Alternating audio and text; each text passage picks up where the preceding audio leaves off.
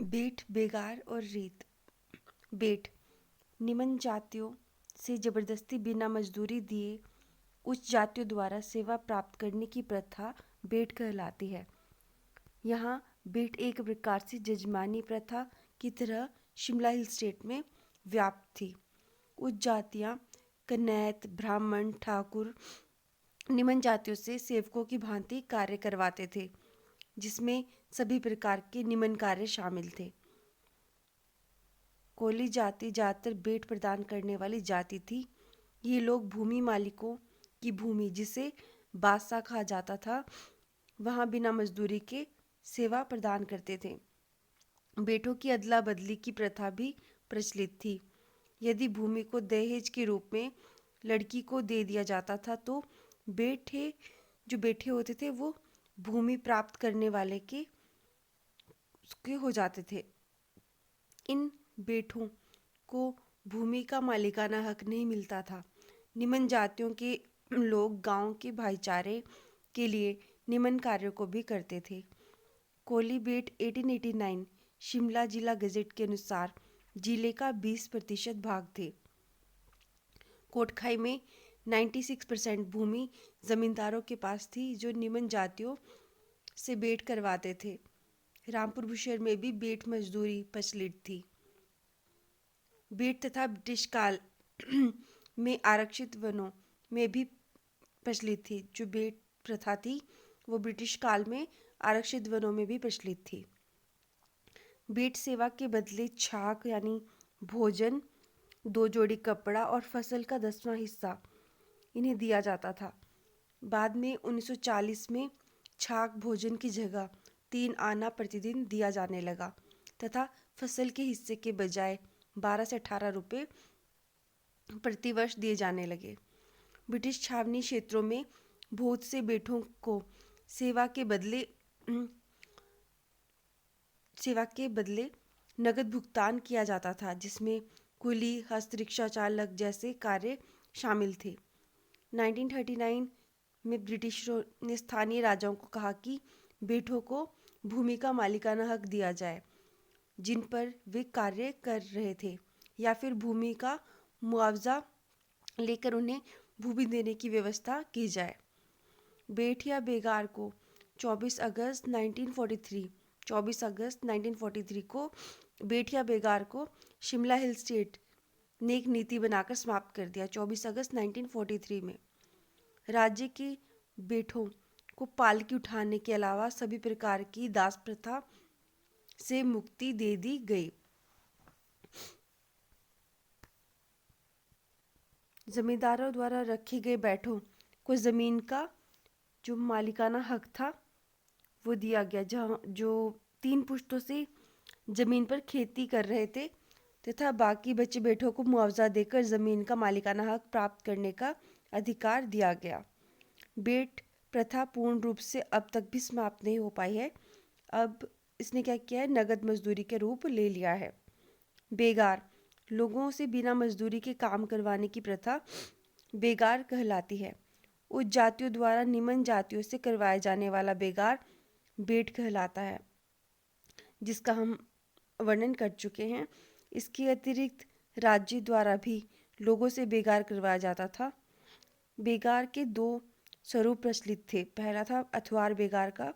अथवार बेगार में पूरे वर्ष बिना मजदूरी के काम करवाया जाता था, जिसमें निम्न प्रकार के कार्य सम्मिलित थे: माल ढुलाई, बोझ ढोना, चौकियों, चेक पोस्टों की रखवाली करना, डाक सेवा व एक राज्य से दूसरे राज्य में संदेश पहुंचाना, सड़क निर्माण व रखरखाव, शिकार पर ब्रिटिश अधिकारियों के लिए मजदूरी, खाना बनाना, ढोल बजाना तथा शिकार का पीछा करने जैसे कार्य करना, शाही परिवारों के लिए लकड़ियाँ व घास लाना। बेगार का दूसरा प्रकार क्या था? हेला बेगार। कुछ खास अवसरों पर जैसे जन्म, मृत्यु, शादी आदि के में राजा द्वारा जो बेगार करवाया जाता था उसे हेला बेगार कहते थे। इसमें ब्राह्मण, राजपूत, ग्राम देवता और शाही लोगों को बेगार से छूट मिलती थी। इसमें कई बार राज्य विषय के महत्वपूर्ण कार्यों में भूस्वामियों को भी बेकार करना पड़ता था। सनद 1815 ईस्वी में सनद देने के दौरान ब्रिटिश अधिकारियों ने बेगार प्रथा को मान्यता दी थी तथा इसके प्रकार मात्रा आदि का विवरण संदों में किया गया था। दुम्हा आंदोलन। बेगार के विरुद्ध दुम्हा आंदोलन हुए जिनका नेतृत्व कनैतो ने किया। तो बेगार के विरुद्ध दुम्हा आंदोलन हुए जिनका नेतृत्व किसने किया? कनैतो ने किया।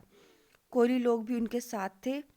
ये लोग बेगार नहीं देते थे और विरोध में पूरा गांव पलायन कर देता था। ये लोग जंगलों और ऊंची पहाड़ियों पर गांव छोड़कर चले जाते थे। कभी कभी ये आंदोलन हिंसक भी हो जाते थे। रामपुर बुशहर में 1854 ईस्वी में किसानों ने ब्रिटिश राजस्व व्यवस्था के विरुद्ध खेतों में काम करना छोड़ दिया। सिरमौर में 1880 ईस्वी में दुम्हा आंदोलन हिंसक हो गया। 1905 में अथवार बेगार के विरुद्ध भागल राज्य में दुम्हा आंदोलन हुए। कब? 1905 में भागल राज्य में। 1909 में मंडी में शोभाराम ने दुम्हा की तर्ज पर आंदोलन चलाया। बेगार के विरुद्ध हिमाचल प्रदेश में प्रजामंडल आंदोलन हुए। पझोता आंदोलन, धामी आंदोलन आदि सभी बेगार प्रथा के विरुद्ध हुए। बेगार प्रथा की समाप्ति। सत्यानंद स्टोक्स ने बेगार प्रथा के खात्मे के लिए आंदोलन चलाया। 1939 ईस्वी में Ludhiana all India state people Congress में नेहरू ने बेगार प्रथा के विरुद्ध चिंता जाहिर की। पंजाब के पहाड़ी राज्यों के राजनीतिक प्रतिनिधि पॉलिटिकल एजेंट ने 1941 में बेगार प्रथा की जांच शुरू की। 24 अगस्त 1943 को शिमला के पहाड़ी राज्यों ने एक नीति बनाकर बेट और बेगार प्रथा को समाप्त कर दिया। राज्य जो प्रजामंडल थे आंदोलन के दबाव और राष्ट्रीय आंदोलन के दबाव में शिमला के पहाड़ी राज्यों को बेगार तथा जो बेगार प्रथा थी वो खत्म करनी पड़ी। रीत। रीत का अर्थ है पति द्वारा विवाह के समय पत्नी को दिए जाने वाले आभूषण और कपड़ों की कीमत। इसमें उसके द्वारा किए गए विवाह संबंधी खर्च, अन्य खर्च भी जोड़े जाते हैं। जब पति पत्नी के संबंध तनावपूर्ण हो जाते हैं तो लड़की अपने माता पिता के घर चली जाती है। लड़की का पिता यदि अपने दामाद को रीत की राशि और 1 रुपया देने के तैयार है तो बिना जिसे छेद कराई कहते हैं, तो तलाक की प्रक्रिया पूरी हो जाती है। शास्त्रों के 8 विवाह में यह असुरी विवाह से मिलता जुलता था। सिरमौर गजट के अनुसार रीत एक अनुबंध विवाह है जिसे स्त्री मुआवजा देकर तोड़ सकती है। सिरमौर गजट के अनुसार रीत क्या है? एक अनुबंध विवाह है जिसे स्त्री मुआवजा देकर तोड़ सकती है। डॉक्टर वाई.एस. परमार के अनुसार रीत एक व्यवस्था थी जो कुछ के लिए विवाह और कुछ के लिए पुनर्विवाह या तलाक का नाम थी। कांगड़ा, बुशहर, कुल्लू, सिराज, लाहौल में रीत को उन्होंने विवाह का रूप माना। कांगड़ा, बुशहर, कुल्लू, सिराज, लाहौल में रीत को उन्होंने विवाह का रूप माना, जबकि सिरमौर में यह विघटन तलाक का रूप था।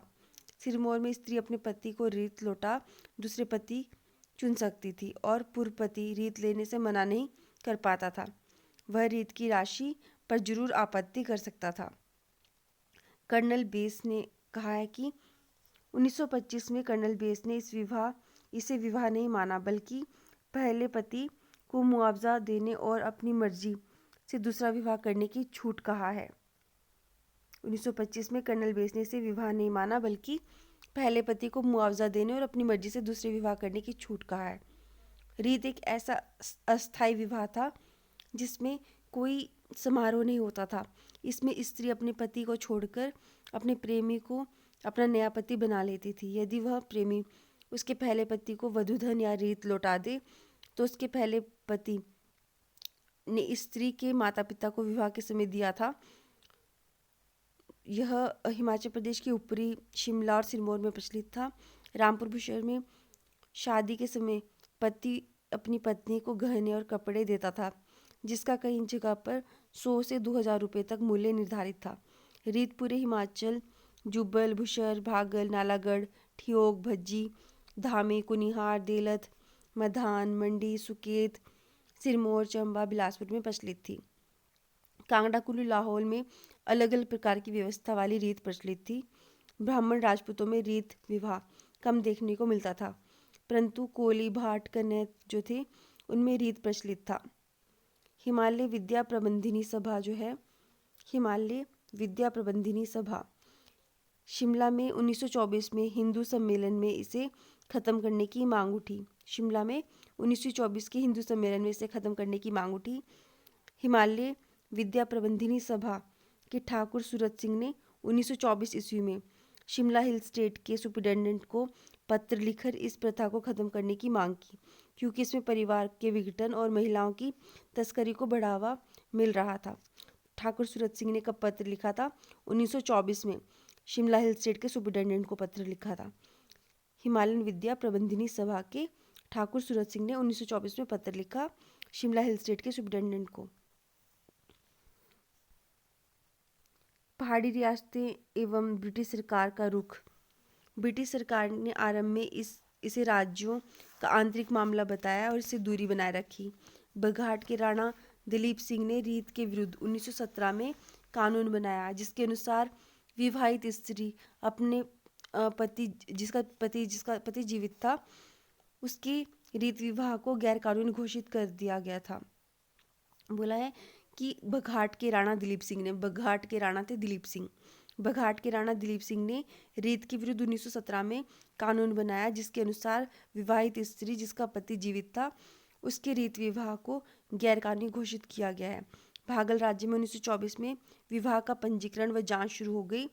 बुशहर रियासत में ब्राह्मण और राजपूतों को धर्मशास्त्र विवाह करने के आदेश के अलावा अंतरजातीय विवाह पर प्रतिबंध लगाया गया। ज़्यादातर राजाओं ने रीत का पक्ष लिया व इसे हटाने का विरोध किया। कोटी, रत्तेश, गहलूर, भज्जी, नालागढ़, मधान, जुब्बल, ठियो, कुठार, कुमारसेन, ठकुराइयों व रियासतों ने रीत पर कानून बनाने से मना कर दिया।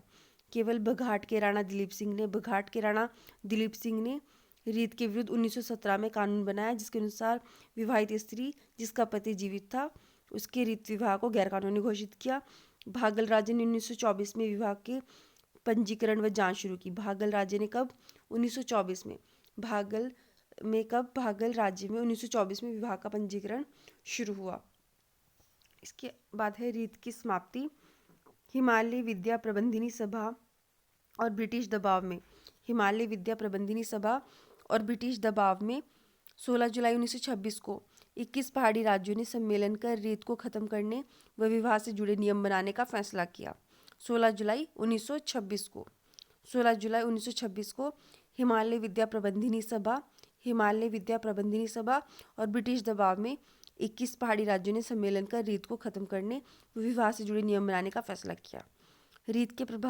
रीत के बुरे प्रभाव के अतिरिक्त कुछ सकारात्मक प्रभाव भी देखे गए, जैसे कांगड़ा में कन्या हत्या में कमी, अन्य क्षेत्रों में बाल विवाह का रुकना, विधवा विवाह होना, आसानी से तलाक, दहेज के स्थान पर वधू धन का होना आदि महिलाओं की समाज में सशक्त स्थिति को दर्शाते हैं। बेगार क्या है? लोगों से बिना मजदूरी के काम करवाना। बेट क्या है? भूमि के बदले सेवा। शिमला में बेगार प्रथा के विरुद्ध सबसे पहले किसने आवाज़ उठाई थी? सैमुअल इवान स्टोक्स ने, जो कि अमेरिका से आया था। इसे सत्यानंद स्टोक्स के नाम से भी जाना जाता था और इन्होंने कोटगढ़ में रहना शुरू किया था। हिमाचल प्रदेश की किस रियासत ने 1939 में प्रजामंडल ने बेगार प्रथा को समाप्त करने की मांग की? धामी रियासत ने। सन 1939 में प्रजामंडल ने बेगार प्रथा समाप्त करने का प्रस्ताव किस देशी राज्य के पास किया, जिसके परिणामस्वरूप उत्तेजित भीड़ पर पुलिस द्वारा गोली चलाई गई? धामी रियासत। हिमाचल प्रदेश की किस देशी रियासत ने लोगों ने बेगार प्रथा के उन्मूलन की मांग की थी, जिसके परिणामस्वरूप प्रदर्शनकारियों पर पुलिस ने गोली चलाई? धामी। 1929 ईस्वी में किसके समर्थन एवं उत्साहवर्धन से सुकेत के लोगों ने रियासत के विरुद्ध विद्रोह कर बेगार करने से मना किया था? तो गदर पार्टी के क्रांतिकारियों की उत्तेजित करने से इन्होंने उत्साहवर्धन किया इनका, और सुकेत के लोगों ने रियासत के विरुद्ध विद्रोह कर दिया 1929 में। हिमाचल प्रदेश के कुछ अन्य राज्यों में प्रचलित बेगार प्रथा को क्या तात्पर्य है? मजदूरी दिए बिना जबरन काम करवाना। बुशहर रियासत में रीत विवाह की प्रथा किस वर्ष समाप्त कर दी गई? 1925 में। बुशहर रियासत में रीत जो विवाह है उसकी प्रथा किस वर्ष समाप्त कर दी गई? 25 में रीति विवाह की प्रथा बुशहर में समाप्त कर दी गई।